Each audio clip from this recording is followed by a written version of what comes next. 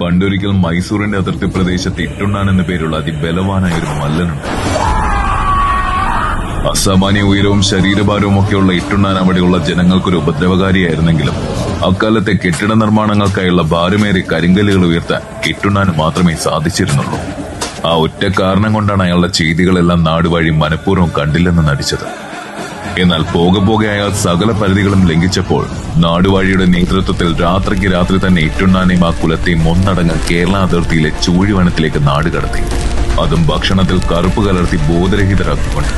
200 വർഷങ്ങൾ പിന്നിട്ടിട്ടും ആ കുലത്തിൽ ജനിച്ച മനുഷ്യർക്ക് ഇന്നും തിരികെ എത്താൻ സാധിച്ചിട്ടില്ല.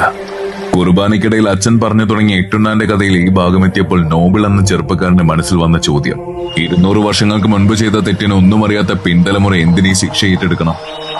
അങ്ങനെ ആ മനുഷ്യരെ തിരികെ നാട്ടിലേക്ക് അധിവസിപ്പിക്കണമെന്ന ലക്ഷ്യമായി കാടുകയറിയ നോബിളിനെ അത്ഭുതപ്പെടുത്തിയത് സത്യത്തിൽ ആ മനുഷ്യർ തന്നെയാണ്.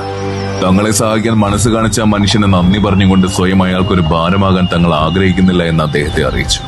ഒപ്പം അവിടെ അമ്മയും അച്ഛനും നഷ്ടപ്പെട്ട ഒരു കുഞ്ഞുണ്ടെന്നും അതിനൊരു പുതിയ ജീവിതം നൽകിയ തങ്ങൾക്ക് വളരെയധികം സന്തോഷമാകുമെന്നും പറഞ്ഞപ്പോൾ അയാൾ ആ കുഞ്ഞിനെ ഏറ്റെടുത്തു. അർഹിച്ചതെല്ലാം നഷ്ടപ്പെട്ട കുഞ്ഞിന് ഏറ്റവും മികച്ചതിൽ കുറഞ്ഞൊന്നും നൽകാൻ നോബിൾ തയ്യാറായിരുന്നില്ല.